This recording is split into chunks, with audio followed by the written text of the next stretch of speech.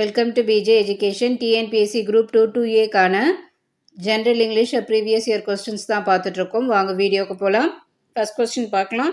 Read the statement carefully. What does it try to prove here? இங்கே ஒரு statement கொடுத்துருக்காங்க. அந்த ஸ்டேட்மெண்ட்டோட தீம் என்ன அப்படின்னு கேட்குறாங்க. If any of you fellow think there is any thing coming to you from me, come and take it. இது actually இந்த line class 9ல் ஒரு ஸ்டோரி, அதாவது லிட்டில் சைக்ளோன்ற ஒரு கரடி பற்றின ஒரு ஸ்டோரி தான் இது. இதோட தீம் என்னன்னா பிரேவ் ஃபியர்ஸ் நோ எவில், அதாவது துணிச்சலானவனுக்கு எந்த தீமைக்கும் அஞ்ச மாட்டான், அதுதான் இந்த தீமு. ஸோ நெக்ஸ்ட் ஒன் பார்க்கலாம். Sir Isaac Newton died at the age of 85. So அவர் 85 வயசில் இறந்தார். அடுத்த question. The author speaks about the river dash in the lesson my reminiscences. அதாவது இந்த ஸ்டோரியை எழுதுனது யாருன்னு பார்த்தோம்னா தாகூர் தான் எழுதியிருக்காரு. கங்கை நதியை பற்றி தான் இதில் சொல்லியிருப்பார் அவர். So answer Ganges. A is the right answer. Next one. Ruskin Bond was awarded dash for his contribution to Indian literature.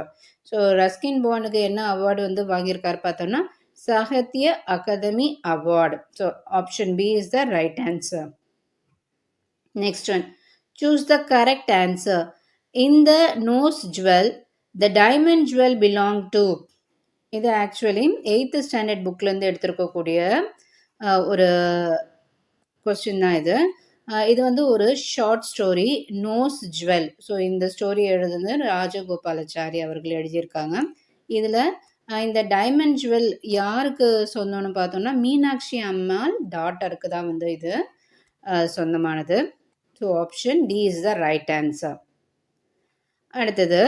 On 4th July 1943, Dash took leadership of the INA, அதாவது இந்தியன் நேஷனல் ஆர்மி. யாருன்னு பார்த்தோம்னா சுபாஷ் சந்திர போஸ்.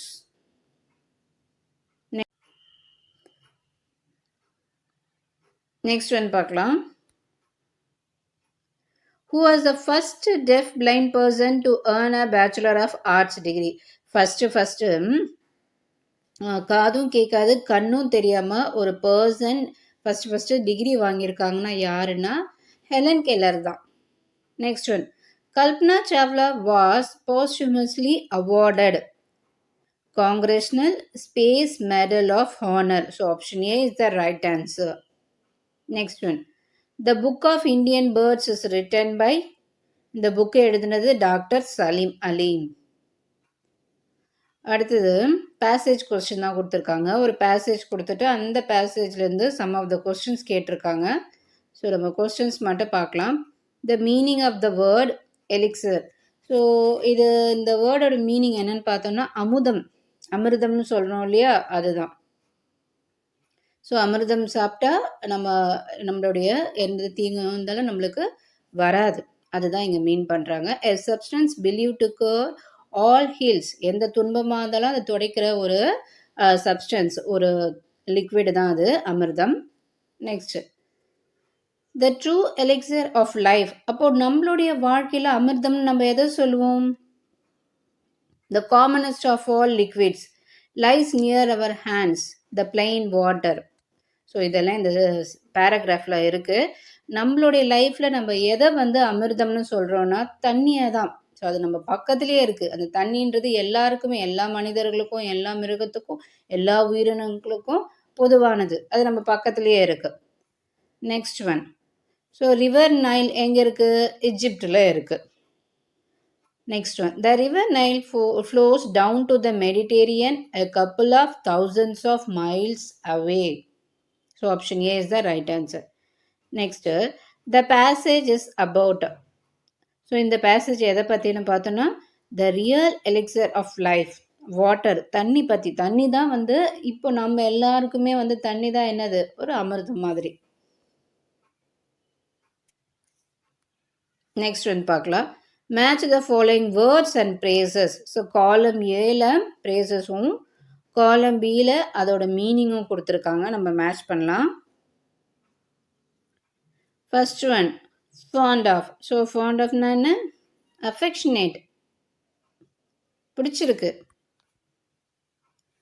அடுத்தது லுக்கடட்னாவே தெரியுது. C பார்க்கறது. Lockup. So லாக்அப்னா அடைச்சி வச்சிருக்காங்க. Confine தான் கரெக்டான அதோட மீனிங், அடைச்சி வைக்கிறது. ஃபினிஷ் ஆஃப்னா முடிச்சிடு. அப்போ கன்க்ளூடு தான் ரைட்டான answer. So option C is the right answer. Next one பார்க்கலாம். Choose the correct meaning of the given பிரேஸ்ன்னு கொடுத்துருக்காங்க. Put down. ஸோ புட் டவுனோட கரெக்டான மீனிங் க்ரஷ்.